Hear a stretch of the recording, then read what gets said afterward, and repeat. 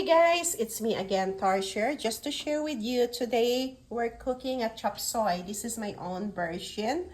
And of course, onions, garlic, chicken thighs, quail eggs, bamboo shoots, bell pepper, capsicum, snow peas, carrots, and cabbage.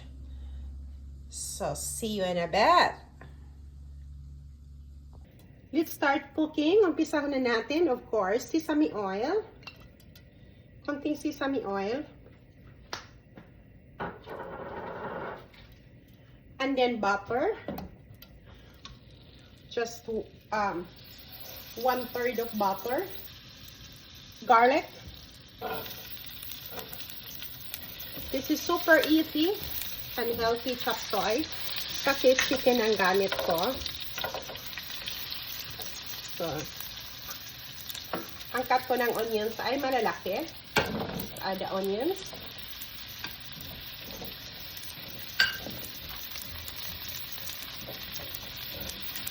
Ipa-brown lang natin siya konti. And this is super yummy. And carrots, kasi medyo matagal konti yung carrots.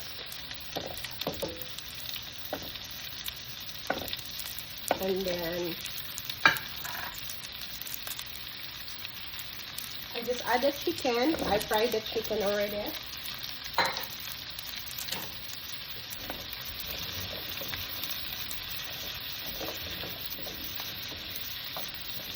Just mix it together para brown yung garlic at saka onions. Actually, brown na siya. And I just add the bamboo shoot.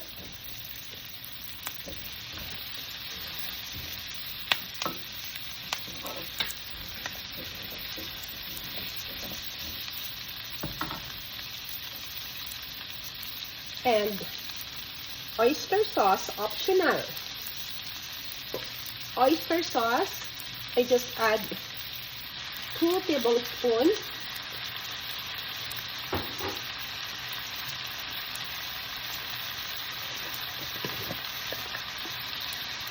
One teaspoon of chicken powder. So, kung wala kayong chicken powder, chicken broth, pwede na yon.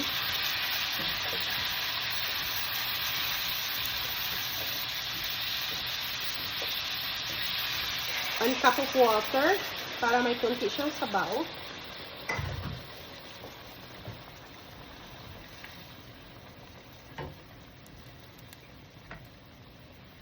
And then I just put this on the top kasi ayaw ko na siyang haluin.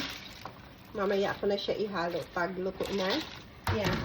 I just add snow peas and bell pepper. And then we just mix that together later.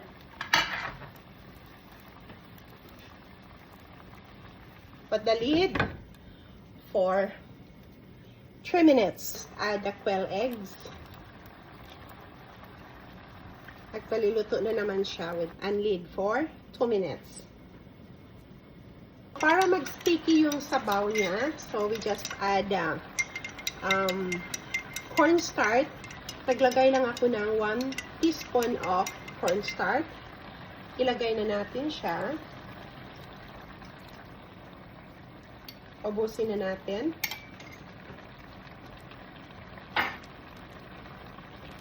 And super easy. Just mix it. Yan. Nag-i-sticky na siya. Kasi ayaw ko yung luto masyado.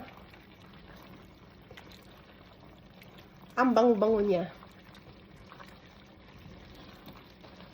It's ready now, the chop suey, guys. Bon appetit. Let's eat. Thank you so much for watching. See you in our next video. Bye for now.